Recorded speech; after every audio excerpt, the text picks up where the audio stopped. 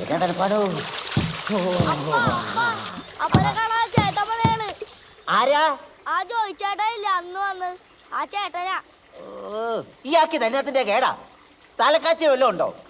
അയാളും അയാളുടെ ഒരു മോളും. അതോ ചരക്കിന് വേണേ ലോകത്തില്ലാത്ത ഡിമാൻഡുമാണ് പറയുന്നത്. അങ്ങനെയുള്ള ഒരു ചരക്കിന് ഞാൻ എവിടെ പോയി തപ്പിച്ചുകൊണ്ട് കൊടുക്കാനാ? വല്ല കക്കാവാരുന്നവനും കിട്ടും. ഈ ഗുണ്ടയായിട്ട് കിടക്കുമ്പോ ആലോചിക്കണം, മോക്ക് നല്ല ചരക്കിനെ കിട്ടിയാലെന്ന്.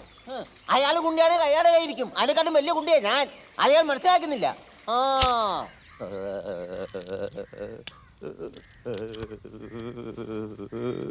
എപ്പോ വന്നു? ആദ്യത്തെ വിളിക്കാൻ അമ്മേ, അപ്പൊ അകത്ത് പറഞ്ഞെല്ലാം കേട്ട് കാണും.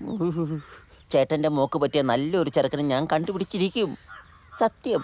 ചേട്ടന്റെ എല്ലാ ഡിമാൻഡുകളും അംഗീകരിക്കുന്ന ഒരു ചെറുക്കനെ ഞാൻ കുഞ്ചിത്തണ്ണിയിലെടുത്ത് വെച്ചിട്ടുണ്ട്. ആ കുഞ്ചിത്തണ്ണിന്ന് ചെറുക്കനാവുന്നതുകൊണ്ട് കുഴപ്പമൊന്നുമില്ലല്ലോ അല്ലേ? ഡോക്ടർമാരെ നോട്ടമുണ്ടോ? വേണ്ടെങ്കിൽ വേണ്ട, ഡോക്ടർ വേണ്ട. നല്ല ഒന്നാം തരം മർച്ചന്റ് നേവി ഓർമ്മ എടുക്കട്ടെ. സ്വന്തമായിട്ട് 3 കപ്പലുള്ളത് അവർക്ക്. അതെടുക്കാം അല്ലേ? ചേട്ടൻ്റെ എല്ലാ ഡിമാൻഡുകളും അംഗീകരിക്കുന്ന ചെറുക്കനാ. വലിക്കില്ല, കുടിക്കില്ല, ചേട്ടൻ പറയാതെ പിടുക്കത്ത് പോലുമില്ല.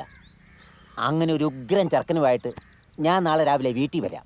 അപ്പോൾ ധൈര്യമായിട്ട് ഞാൻ പൊക്കൂ. ചേട്ടൻ ചെറുക്കനുമായിട്ട് വന്നിരിക്കും. വന്നിരിക്കും. പൊക്കോ ചേട്ടാ, സത്യം.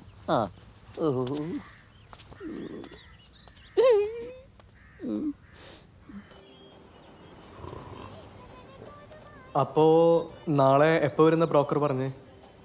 അവര് കാലത്ത് തന്നെ വരും. ചെറുക്കൻ മർച്ചന്റ് നേവിയിലാ. പിന്നെ നമുക്ക് ഇവിടുന്ന് കുറച്ച് ചിപ്സും കുറച്ച് ലഡുവും കുറച്ച് കേക്കും ഒക്കെ വാങ്ങണം. ജോയേട്ടാ, അവളിപ്പോ പഠിച്ചുകൊണ്ടിരിക്കല്ലേ?